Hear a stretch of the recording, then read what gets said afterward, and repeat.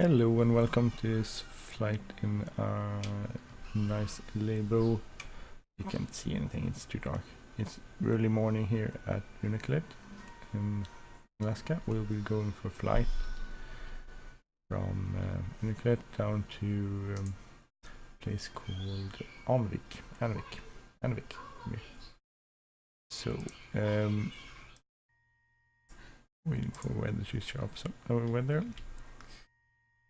And we'll start by starting our engine. So we'll put fuel pumps on.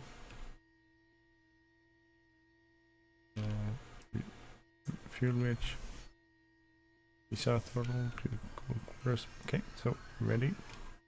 Welcome brake is set. Starting. Engine started.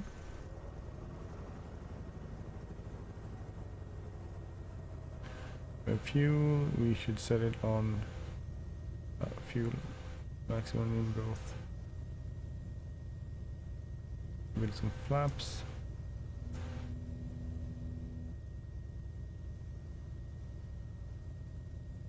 That looks good. Heater heat on. And our navigation radios on.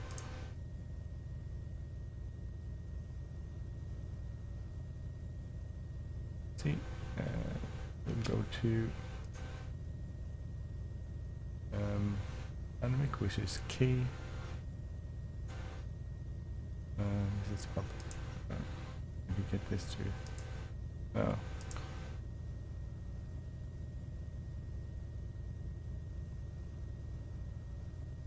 Okay, so K.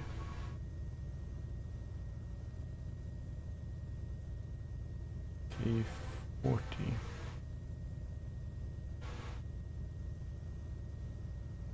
We get it to switch.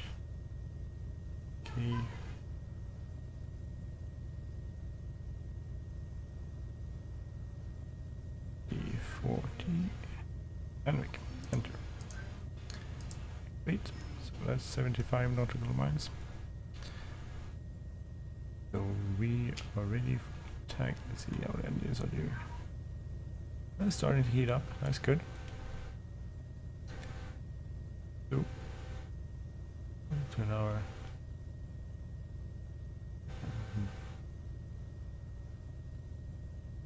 No taxi light. No, only landing lights. We'll turn our landing lights on. Oh, okay, so pocket brake released. Start taxi.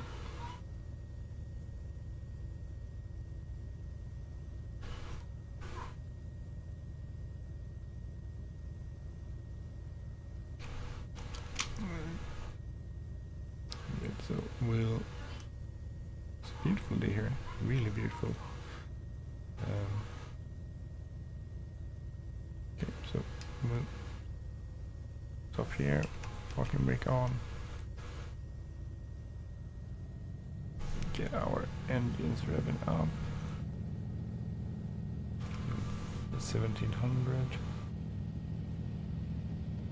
Oh, nice as that. Okay, so let's see. So all the meters are in. Okay, so that's not going well.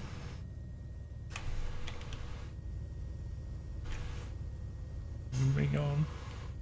Oh, that was too much. Oh, it's sort of crap. So your speeds you would use. Okay, it's the wrong thing. I'm sorry, I'm looking up to the wrong gauge. 10.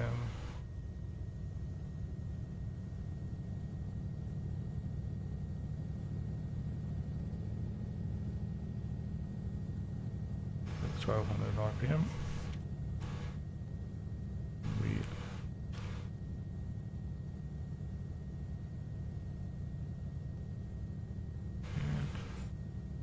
Bags on.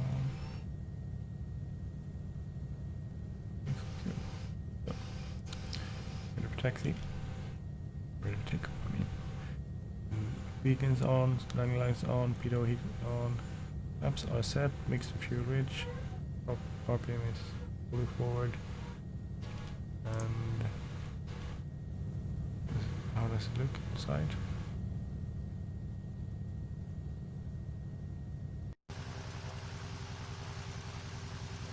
Actually already on the runway, so that's pretty much screwed either way. We'll just release our brakes. Okay, so take off.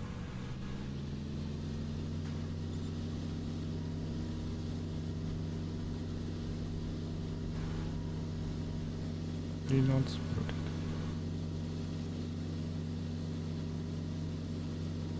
So we'll get a few hundred meters off the ground before turning south. We'll do a left turn. Flaps up.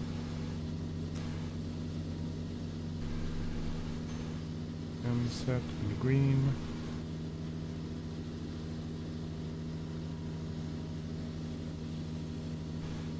So let's start our turn.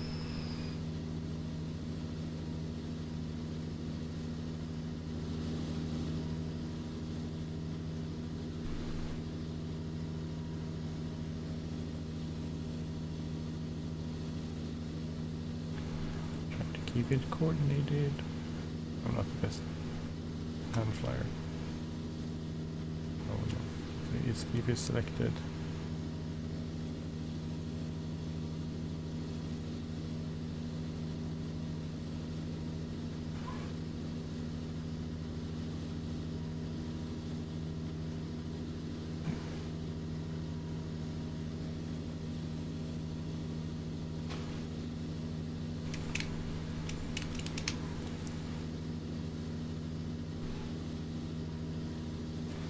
Let's see, we'll fly at 2,500 feet, is good.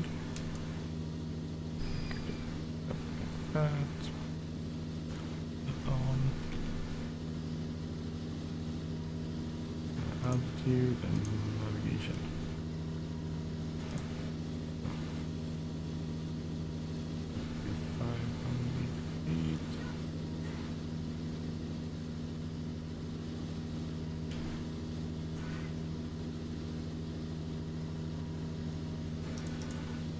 Reiterate on that. Like that. Good. Over here we have a Uniclip. It's a pretty nice airport. I found it off flightsim.com. Search for FSX scenery Uniclip or PAUN. Find it. So we'll reduce our mixture a bit so we can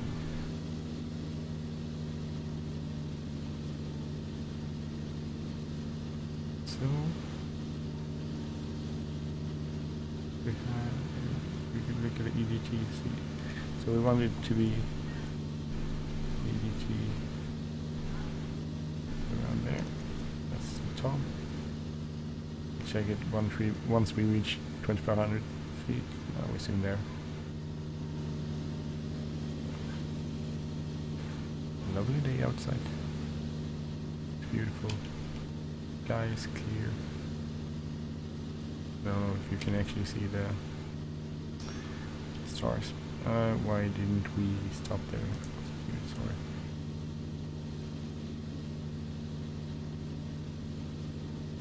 Probably hand fly this. At least until we are at the altitude we want to be at. Soon. A little bit. 2,500. Like that.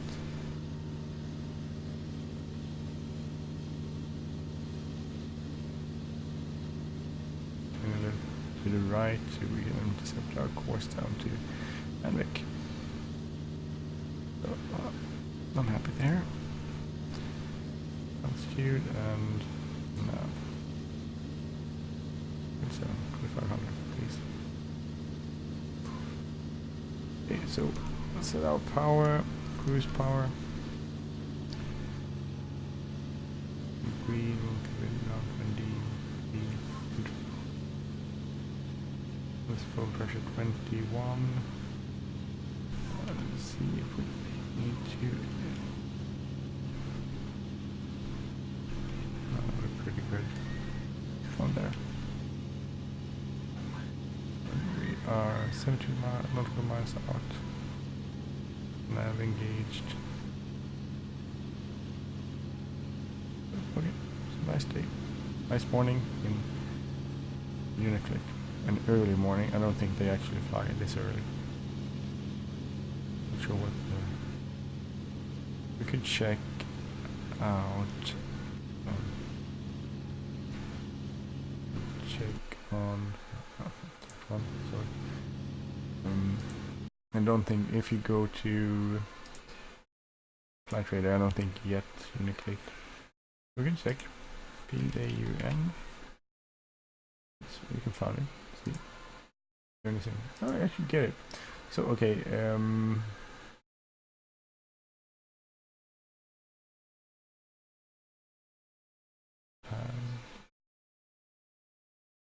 Sure what a CNA is.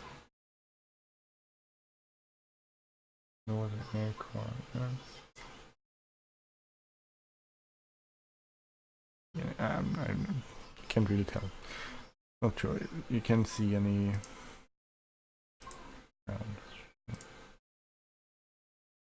see a lot of flights, but most of them are without a destination, so you can't really say where they're going to. So anyway, we can look a bit at this aircraft. This is the Levo C207. Lovely aircraft. I wished I had it for FS9, but it wasn't available for FS9. But it is for FSX, so now when I have FSX set up and I have better graphics card so I can actually run FSX, I'm quite enjoying this. It's a beautiful aircraft. It's so nicely set up. Turn off our fuel consumption and leave the ozone for flight. So, very nice aircraft.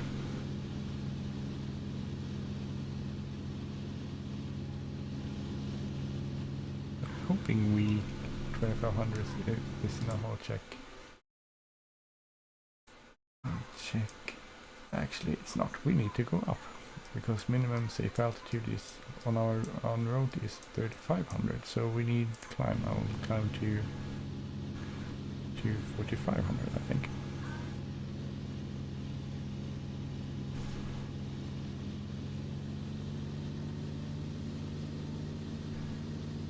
Which is everything because the mountains are getting closer. Okay, probably. I mean, 3500. I think that's minimum altitude plus 1000 or something. If I don't remember, I could be mistaken or remember it wrongly, but I think it's plus 1000. So 2500 meters is just pretty much fly into the mountains, I guess. But we'll climb a few thousand more feet to be on the safe side.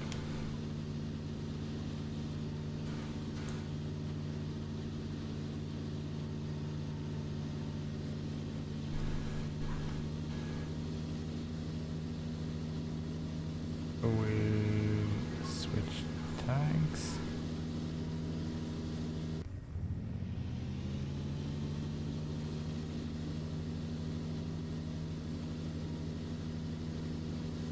You have 63 nautical miles or 34 minutes. So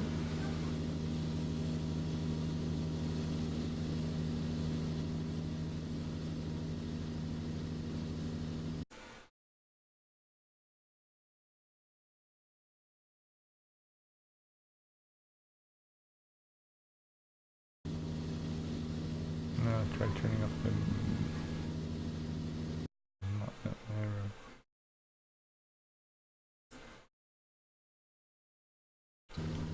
I'm stuck with it. So 1000 feet to go.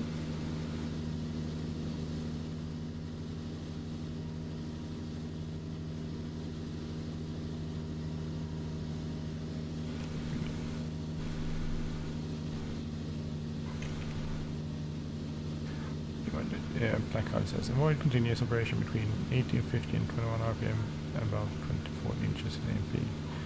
So we're not above 24, and the RPM is higher though. Oh, it's higher than 21. That's okay. Temperatures are good. Good. En route. It is good. Everything is good.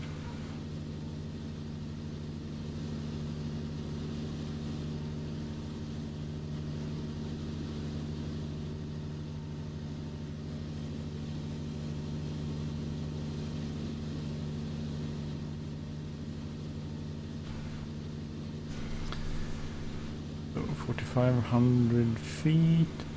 That means we'll need 4.5 times 3. That's, let's see, let's say 5. So 15 nautical miles out. We'll have to start our descent. But then again, if you look at Enric, it's located at oh, it does that one, 297 feet off the ground. So we have actually on an approach to Enric. So currently wind is 040 at 8 knots. -6 and altimeter 2938. So we could set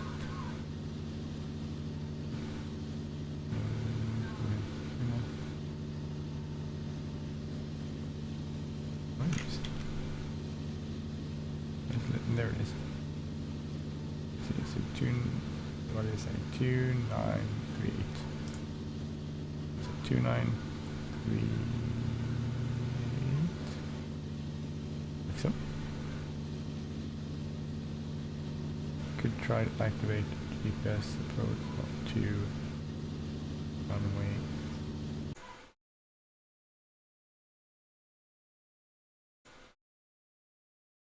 Runway, I think 35 then. Just getting it up on our chart system on Sky Vectors.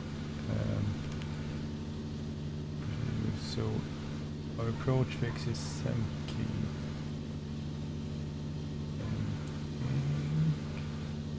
Oh, sorry. We come from north, we go to Tudlo.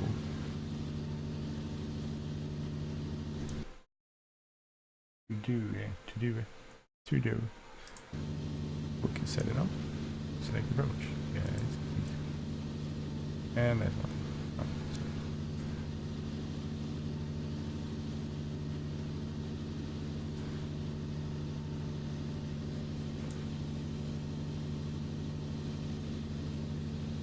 I have no idea how to set this up. We'll go back to there. If I had an idea, I would probably set it up. So we can do a GPS approach onto 3.5. So no, we can do that. So we'll use 3.5. We are cruising again. And 21 on the manifold pressure. Can reduce the there.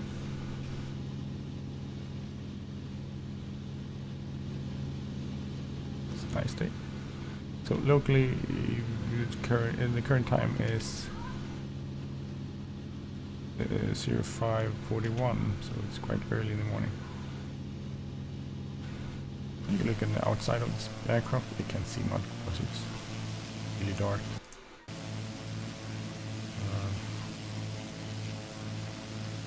But it's a beautiful aircraft.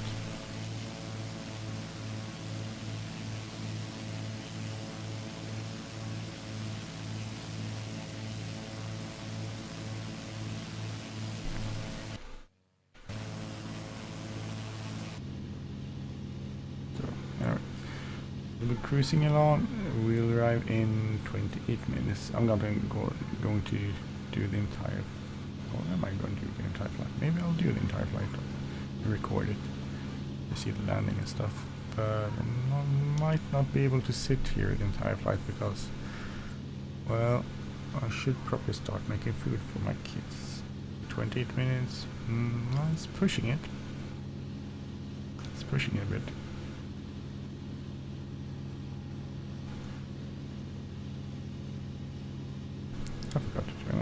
keep it on the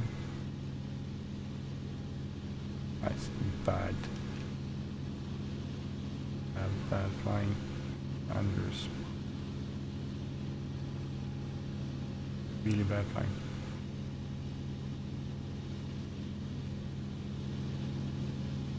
I think this is so cool. Get a ground over there. This is like flying Alaska style. Middle of night. It's really dark.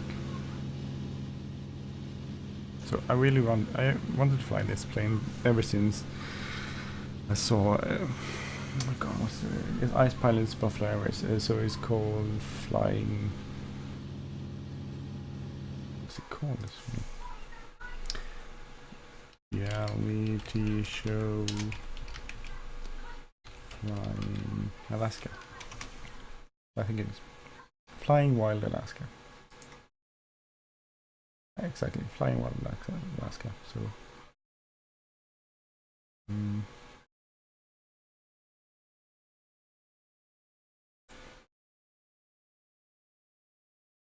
They fly. Part of the show is shot in Uniclit, and they fly.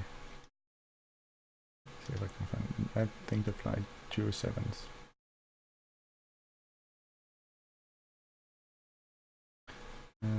The Tweeto family. That's cool. I really enjoyed that show. I think I saw I haven't seen every episode, but I saw quite a lot of episodes.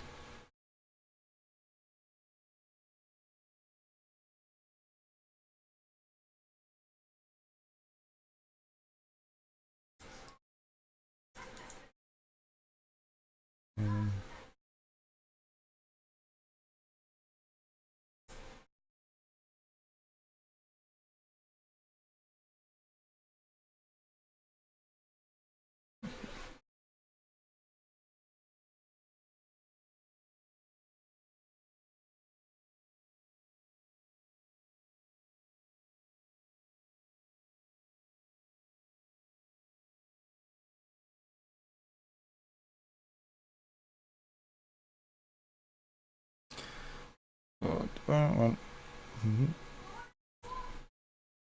that was a good show. I really enjoyed the show. Fun to see. Nice to see other types of airline piloting. Piloting. Oh.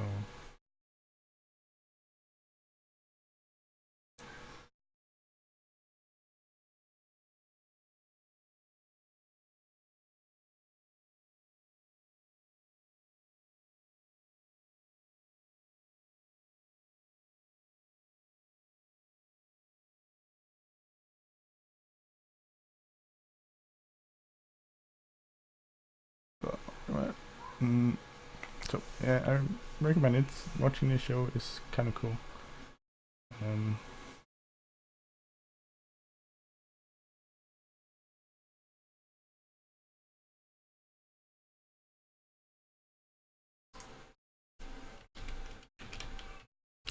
trying to look up information currently as I'm doing this.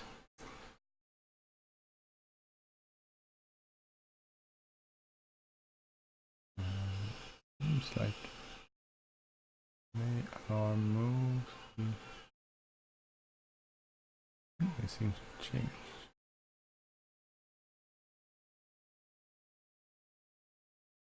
So if you Google it, you find information that they changed from Era Alaska to Raven Alaska.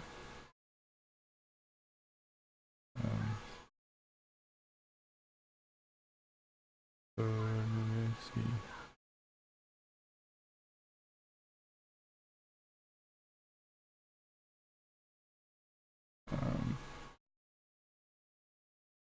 I'm checking timetables. Back to timetables. We could check timetables. I'm trying to figure out where they fly. Like airport. So Uniclate. Where is Unique? There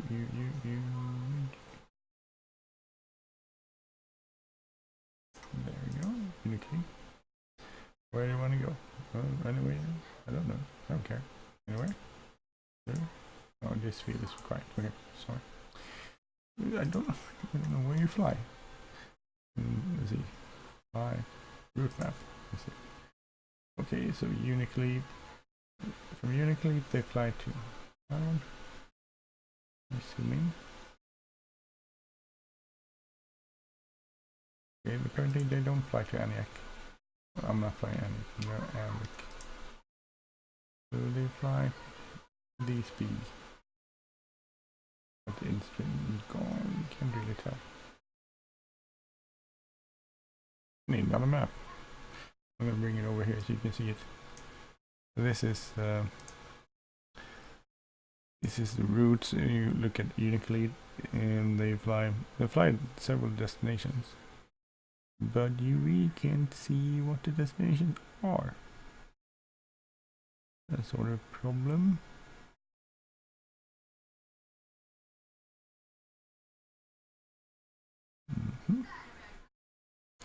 View interactive timetable.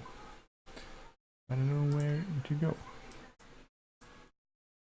Thinking that maybe they fly to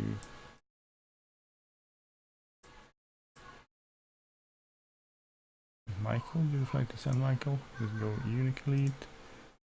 They Paris. No.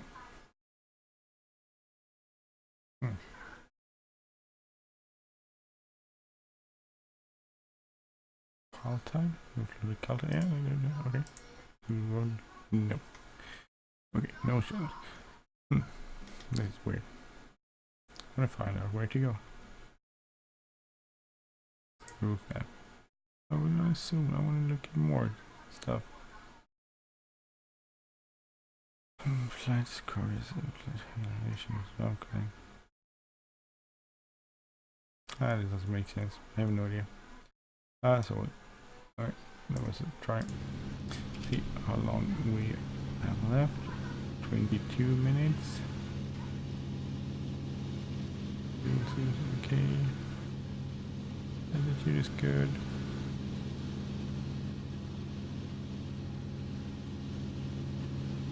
Not much to say. Yet this is why I could probably never be a pilot. Because I would find it so boring.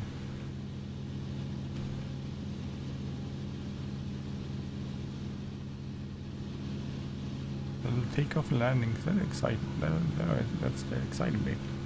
It's just going over land is boring. Snow, mountains.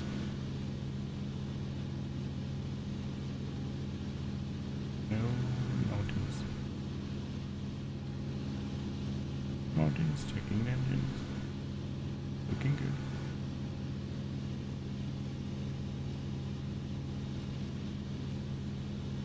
Soon as 190.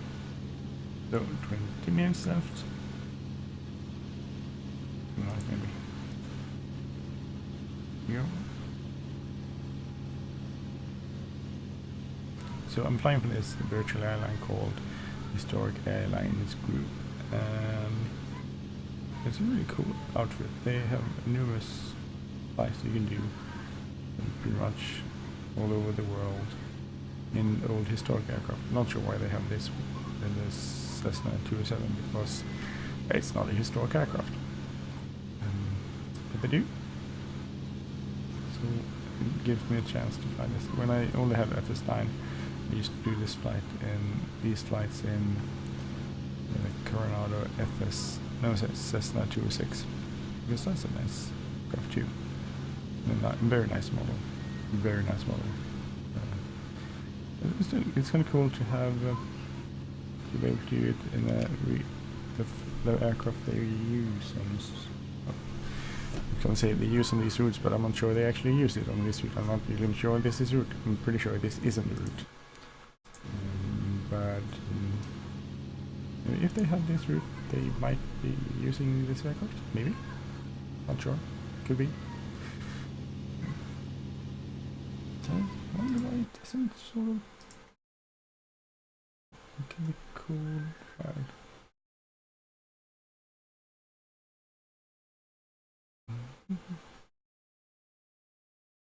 Where's Barrow? Barrow is a lot further away, isn't it? Barrow, that's up north. I think I've seen like episodes from the 3rd season. But I don't think I ever saw it from...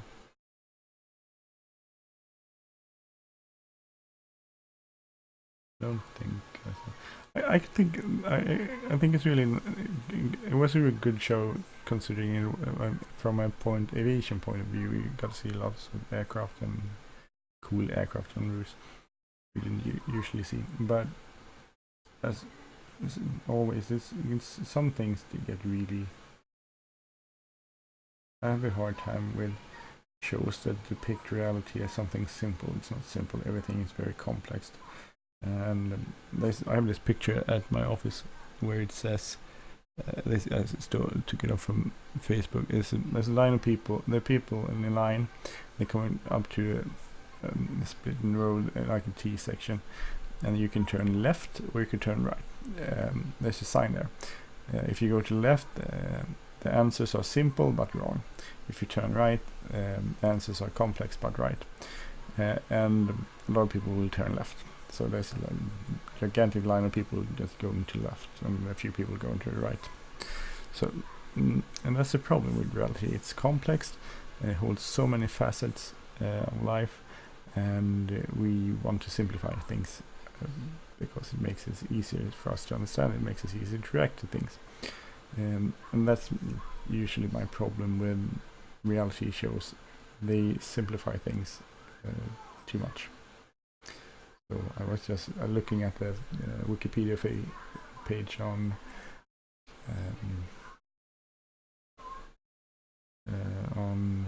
the Flying Wild Alaska Wikipedia page, and there's a reading on one of the episodes on season 3. So episode 3 on season 3. Villagers in Wainwright lose their water supply due to the Arctic cold. Solar flare leaves ponds and been in harm's way. Okay, so on Unicely, a criminal is on the loose and the tweeters are on edge. It's like, I saw that episode, and it's a very simplified way of doing things, explain things. I always find it interesting when you simplify things and explain, oh, something is happening. They get change in pressure or wind, maybe. I'm bumping around a little bit in the sky here. Anyway, when you simplify things and say that, it's criminal, people are criminal. Oh, everyone is a criminal. If you want, most people are criminal in some way. If you say I'm not a criminal, well, take a look at your speedometer in your car next time you're driving. Do you ever pass by the legal limit? Pretty much everyone does. I haven't met anyone that don't drive just a tad over the speed limit. So then you are a criminal. If you break the law, you're a criminal. You're not allowed to speed. If you speed, you break the law. Therefore, you are a criminal. So pretty much everyone is criminal. We tend to use that as a derogative term for people that commit certain crimes, but that doesn't mean they might be more criminal than you and I, but we're not free from fault there. Everyone breaks the law sometimes. Some people do it by necessity, some do it by habit, some do it on purpose, some do it by mistake. But we do it, and they do it. Everyone does it. So I always found it problematic when you depict people in one way. We have a show. It's not called Cops. It's like a 911 emergency show, and there's a part with they follow police officers in Sweden. And the thing I really enjoy about that is that they don't oversimplify things. They actually explain it as it is. So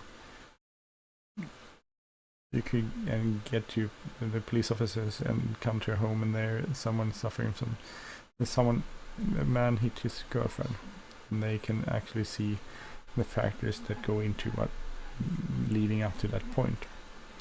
It still makes it illegal, and he still gets reported for it, but it's not that simple. Things are never that simple. And I really enjoy that show. If you, on the other hand, look at the show Cops, things tend to be extremely simple. can see when they follow different police officers. Some police officers are really interesting to follow because they have a humanistic way of looking at the people they work for, and that they actually work for everyone, including the criminals. That's really, I mean, I think that's the way things works in reality, and we could either pretend it doesn't and pretend life is overly simple. If you want to do that, let's change our tags. So we'll take out of the one with the most ones, which is the right currently. 30 minutes left, so we can rant on a bit more. And then again, sometimes the young cops, they follow police officers, they oversimplify things, and that happens in my line of work too. I'm a child welfare officer. It's my job to investigate if children are in harm's way and if they need help from society. And things are never simple. Things are really complicated if you want to do it correctly and right. Then again, I've had colleagues, and I've come across colleagues all the time that take the easy way and do things the simple way. It's like, I have this problem, this is its solution. Well, firstly, do you actually have that problem, or is it some other problem? And is that really the correct solution? I used to work as a counselor, and there's this like a problem-solving scheme where you follow certain as a way of learning to get rid of.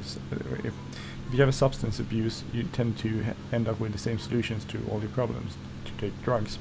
And to get away with that, you need to learn new ways of handling problems when you're faced with them, because if you take away the drugs and they still have problems, they need to solve the problems. So anyway, there's a scheme, fixed set of points you have to use when problem solving. They're good points, like define a problem, then come up with solutions without valuing them, and then select the solutions you think would work best, and then you use them, and then you evaluate them, and so on. So it's a long list of points you have to go through. But the thing I always started to say to counselors was, first point, do you have a problem? And you have to answer yes to that question if you want to go on and try to find solutions. And surprisingly often, people don't have problems. For instance, I get on the bus, the person behind the wheel is rude to me.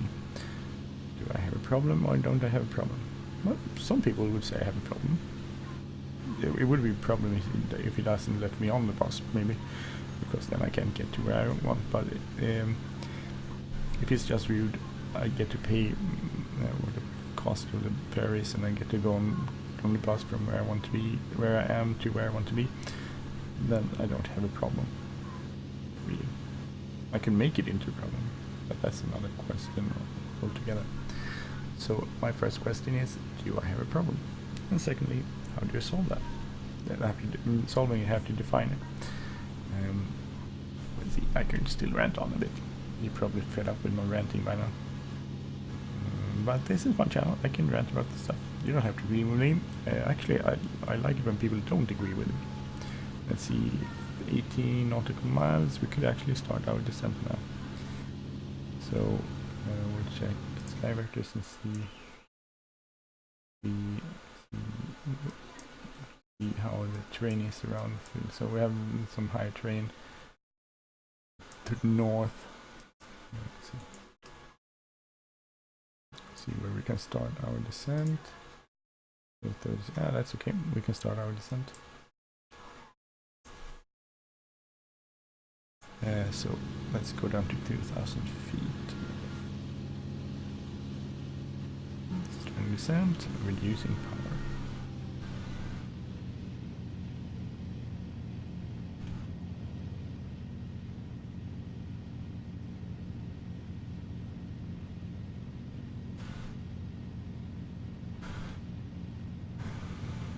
So where was I? Solving problems. Yeah, well, I worked in organizations where you could, where they had the total inability to define the problem. So you could, I used to compare it to if I wake up in the morning, I go out to get into my car to drive to work, and the car doesn't start up. What is my problem? Well, most people would say the car isn't starting. And if I define my problem as the car isn't starting, then I will try to solve that problem. How will I make the car start? That's fair. But if I instead define a problem as I can't get to work, and then I will look for different solutions. Okay, I can't get to work, my car isn't starting. I could try fixing the car. I could ask the neighbor because he's going that way, he might drop me off. I could take the train, or I could take the bus. I could, I don't have that far to, I could actually ride my bike if I wanted to. So defining a problem is very important, or else you will find the wrong solutions to it. And if you find the wrong solution to it, I need to get to work. My definition of problem is the car isn't starting up, so I'll spend 45 minutes trying to fix the car and I can't fix it, so I'm getting late. I'll get late. I'll be late for work. Then I haven't solved the problem, and it leads to another set of problems arising. I worked in organizations where they had a total inability to solve problems. They would actually, I would say that, like, if they got out in the morning and found the car didn't want to start up, they would define the problem as we need to put asphalt on our driveway, and then to solve that problem they would then try to plant flowers in the garden, and when that didn't work they would paint the house. So like, definition of the problem had nothing to do with the actual problem. That was the first thing that went wrong, and then they tried to solve the problems by doing something else, which of course doesn't solve the problem. So for instance, in true life they built a structure that meant that we couldn't talk to my colleagues because they were on another department, so I couldn't talk to my colleagues, and we said this is a problem. I said, it's a problem, yeah, so we'll so you can talk to your boss, and your boss will talk to her boss, and her boss will talk to her boss, and that boss will talk to that department's overhead boss, and then we'll talk to their boss, and then we'll talk to the colleagues on that department. And I went like, that's not gonna work. Yes, it will, because we have a structure. Yeah, but the structure is stupid. We have a structure, so we'll try it. So I went to my boss and said, this is a problem, maybe we have to solve it. Can you talk to your boss? Okay. She talked to her boss, and then nothing happened, because that's not the way the organization worked. It was the way they wanted it to work, but it wasn't the way it worked, because her boss had to go to a meeting with the top boss, and that boss wasn't very interesting in hearing that problem, because there were like probably 20 heads of units at that that level. They wanted to talk to her about different things, and she had lots of things, so she didn't want to take that ball, so they didn't. So by not understanding the problem, by not defining the problem in the correct way, by not trying to find solutions in the right solutions to the problem, and by not understanding the context the problem arises in, then you find yourself a bigger problem. So soon we're there. 4 minutes of ranting left. Yeah. We're gonna go down, and we'll take I think we'll go over the water, so we'll go on the right side. We'll go on to the right base. No, right downwind for B5. So we can, let's see, we'll set up our heading bug. It doesn't have to turn that much. It's heading. Good. I think we have the airport in sight over here, so you see it there. So it's there.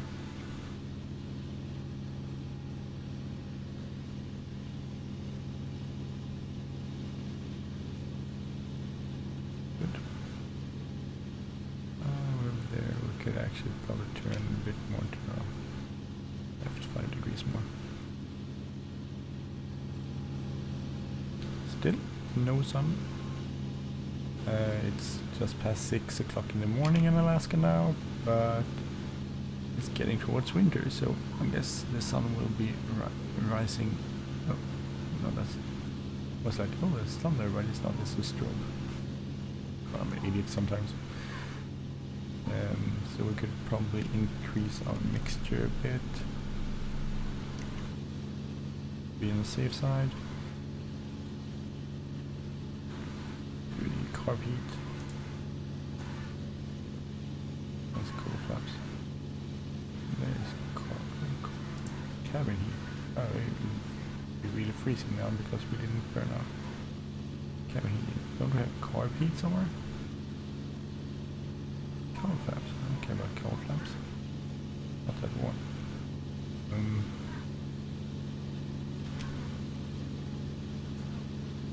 Oh, here we go. Defrost. Cabin air. Okay, about that. See.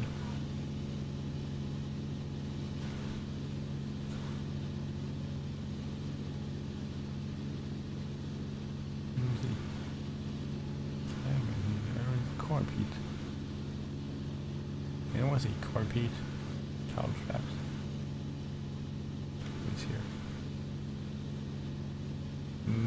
No carb heat here either. That's weird. No carb heat? Oh, okay. That's the way it is. So the airport is out here somewhere. Yeah, you can see it there. Could probably switch off our autopilot one. Send some a bit more. Reduce power a bit.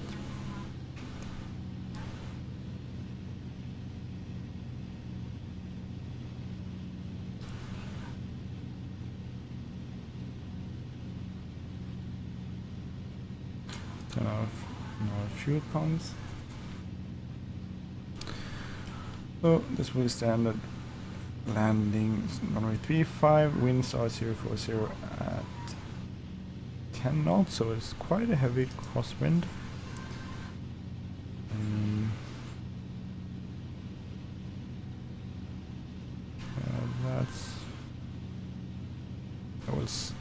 Won't solve itself. That's the way it is. We can't do anything about it.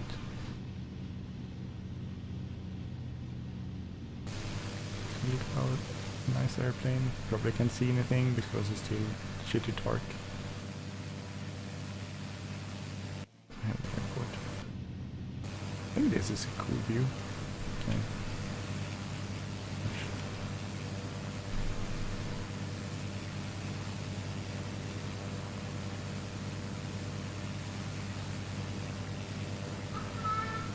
So that's myself. Ja. Ja, okej, jag ska landa så ska jag fixa mat.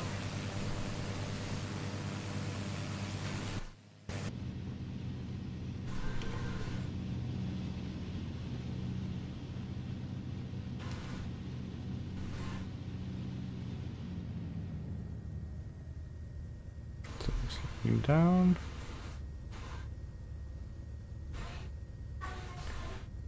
So under 110 we can put on some flaps. Stand, increase prop mixture. Ja. Flaps 100. Ja, jag vet. Jag ska fixa mat. Jag ska bara landa här så ska jag fixa mat sen. Jag är jättehungrig. So my son is really hungry. So jag ska landa det här flygplanet så ska jag fixa mat sen.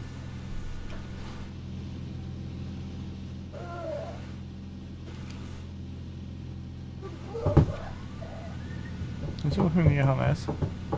Okej, kan du inte vänta 3 minuter till? Snälla Annes, sitt inte och banka här. För det förstör det jag håller på med. Du, snälla, hör du mig? Hör du mig? Sluta banka, säger jag. Sluta nu när jag blir arg. På allvar. Jag säger att jag ska landa så hjälper jag dig. Det tar 3 minuter. Sluta nu räcker det. Nu har jag bett dig sluta flera gånger. Det är väldigt respektlöst och inte sluta då.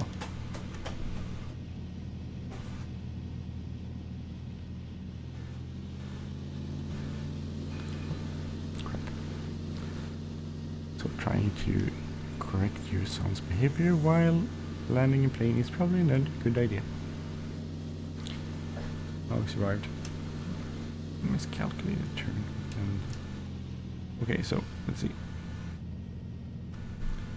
Come here, that's pretty good. But the wind is a bit to our.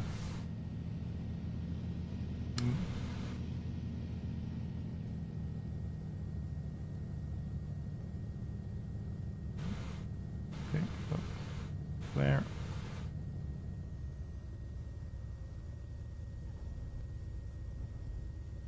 Okay, so pretty good.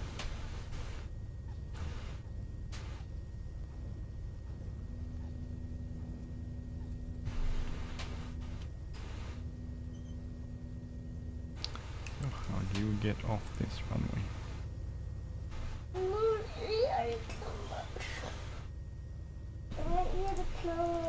Nu ska jag bara taxi in och parkera flygplanet. Men det hjälper ju inte att du håller på och tjafsar, för då tar det bara längre tid. Ja.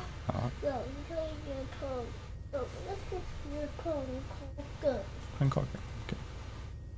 Va? Jag ska se.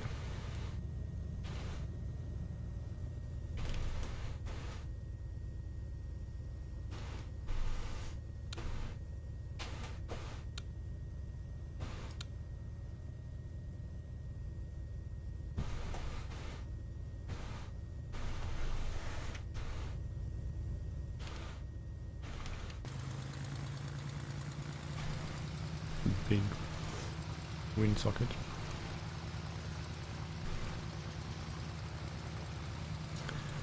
So, well, like that. Park. Park and brake. You know.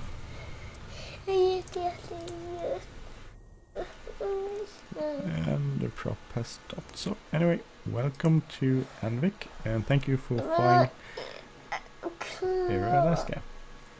I have to go take care of my son because he's dying from hunger. Okay, thank you for watching. Take care. Bye bye.